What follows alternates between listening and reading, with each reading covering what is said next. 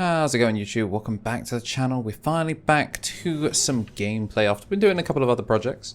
Hope you guys have been tuning into them. I know the viewership, it kind of goes back and forth between them, but if you haven't checked out some of the non-gameplay stuff, I'm trying a little bit more content that's not always just deck profiles and gameplay footage. So we do have both of them playing very interesting hands. Terry having to go for a kind of awkward hit on that first turn, but finding the Kudomon that gets two pieces off of it is very, very nice, which then is going to play, and we are going to take out the Proto. Honestly, Brad's memory management there was very, very nice on that first turn of his, obviously passing over just about enough that does get choked back to one in response. We are going to see Scatter go, and that's going to be Belphemon, which is going to load up the Rage Mode that's already in trash, and then we are going to draw 3 to trash 2. Gonna go 3 memory, so it is unaffected. And realistically, we're not gonna be seeing a swing. Gonna push out the Kudomon. I'm gonna go into Shine Greymon, which is gonna give you the Marcus.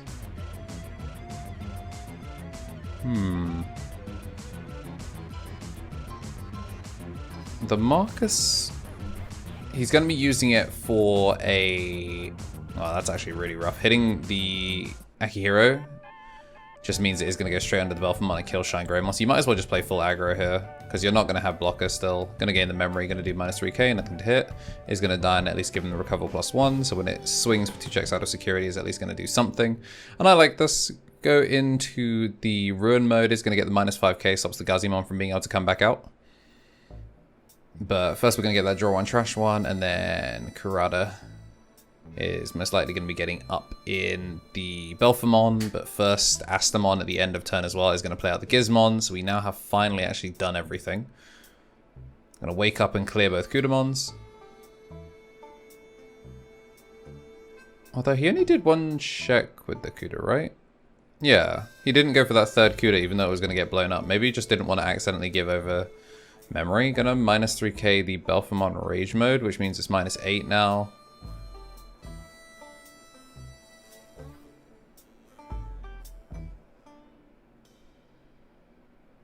Now we are going to Gift of Darkness. Go into the Rage mode and he's going to pop it, which does give us the recover +1. Wait, we not get the recover +1? Oh no, it's end of attack, isn't it? It's end of attack, delete something, delete yourself, and then recover +1. Alright, no Marcus in security. We are going to pass over turn on 1. Gazimon probably could come out. Geo Greymon blows up here.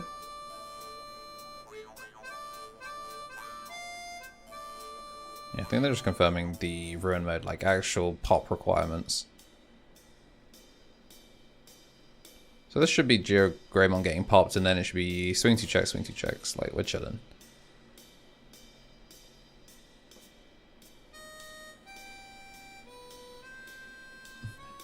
Alright, gonna swing for 14, or is it 14 or 17? I know it's the Psych +1, I never remember if it has the extra DP or not. We know that there's going to be no security in there. Oh, he has too many cards in hand, so it is only just a single check.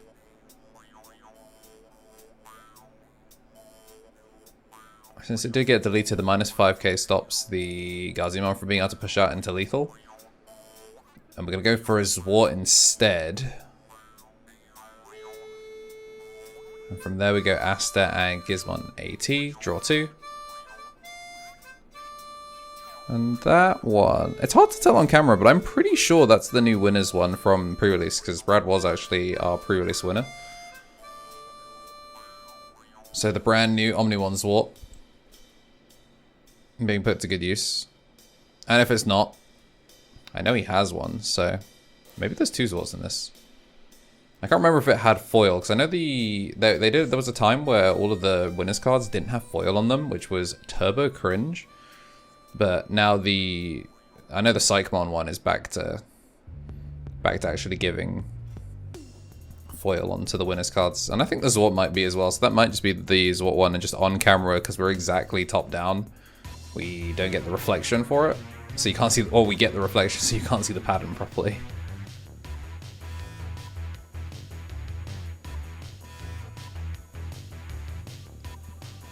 Alright, shine Greymon. So it's minus 3k and security, oh actually minus 6 and then security is going to be minus 6. I think he's just trying to avoid clearing things, just a single check does live. But we don't have a means of making the Marcus big, so we're just going to play the TK, take the top card of security and put it back. And then end of turn we can now finally push up. And then we're going to use the Zwart to bounce the sleep mode back to hand. Oh yeah, I'm going to swing for game 1. Alright, game number 2. Well, again, set up, and we do have the Coromon in the back. Agumon going to be allowing us to make a Marcus, and we are again going to get the double hit. So whilst he's not going to be able to turn one of them into a Digimon, he is going to be able to go over... Actually, no, he could, because it's not start of main phase, it's just main. He can just go over the Marcus, which is going to just give him back the memory, going to play for the choke. And then next turn, he's going to be able to turn it into a Digimon. Pretty decent value. I'll pass straight back over with a memory setter. I like this. I know not seeing memory setters was one of the things that really made things problematic for Belphemon at the 3v3. This was recorded before the 3v3, so this was, I think, the last week of testing before we went to go play at it. And Fanboy3 once again picked up another fat W.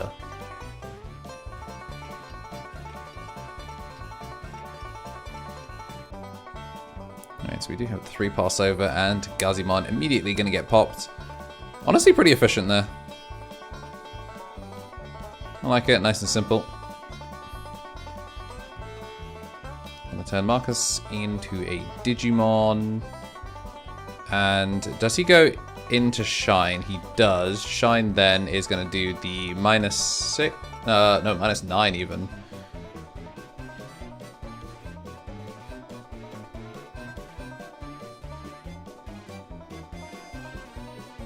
Alright, gonna get to use the Astamon plays out the blocker. Is he gonna go for the block? No, he just took the check. Which does actually put another rage mode there. We are going to swing for that single check. Again, still survives. Kind of risky. I think I would have preferred to see the Bakemon block, just in case the plan was to go into a ruin mode to clear, because then you've at least gotten the value out of the Bakemon before it gets cleared. Just going to go into another sleep mode, keep it nice and simple. Load up 2 rages behind it. Now, did we go for the Proto for 1?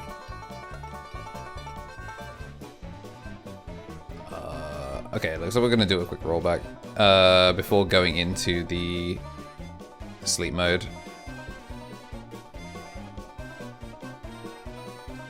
Alright, there we have it.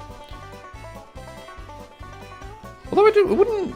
Not entirely sure how we clear... Oh wait, Shine's only... What's it called? 12. Shine's only 12, so if he has fewer cards in hand, which he absolutely does, then he does get the DP buff, so he can't just swing over Shine. Although I don't think it matters, because double Marcus. I'm going to get the heal on the first one. Oh, swing.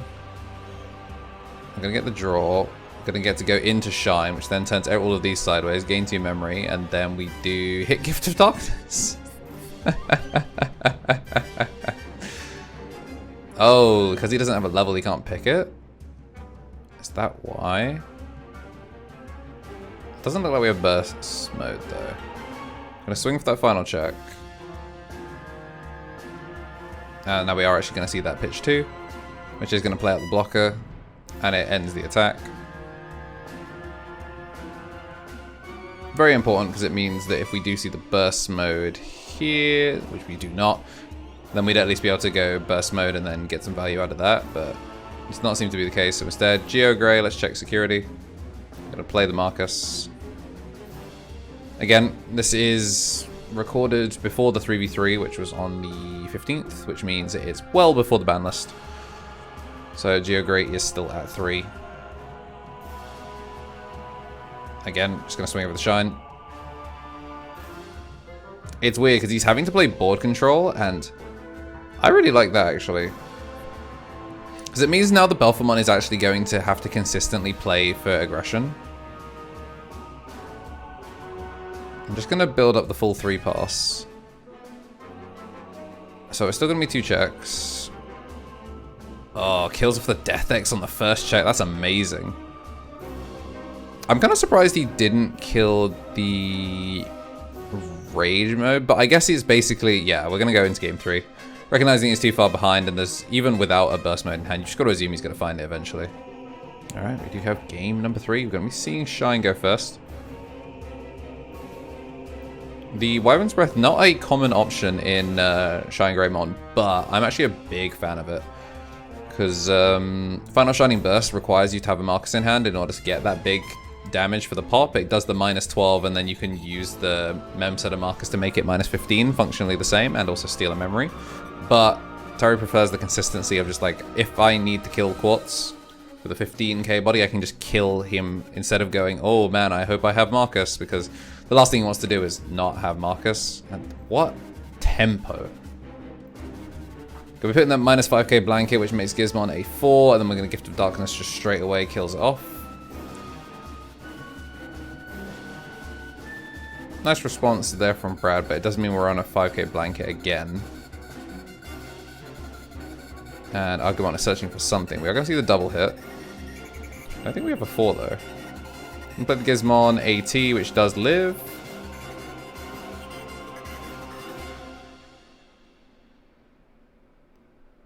At the very least, those 5k blankets did put in work. Now I'm going to swing Marcus. This looks like it should... I mean, Terry is in just such a strong position here. The high roll isn't set. Ooh, speaking of high roll. Yeah, we're going to pitch and kill it. I like that. Immediately resets him to 0. It looks like we didn't have a 4 before, so the fact that we saw the 4 earlier just shows that he was kind of struggling to find those 4s and was committing to the body, and then now he has to reset from 0, has to find another 4. So we're talking about Shine high roll, but a massive first check in security. Actually turns this one around quite a bit. We're going to see the Psychmon die off just so that way he can then do a cost reduction play. Going to use Karata to reduce the cost of the Gizmon instead of going for the Astamon, which is why we needed that Psychmon dead.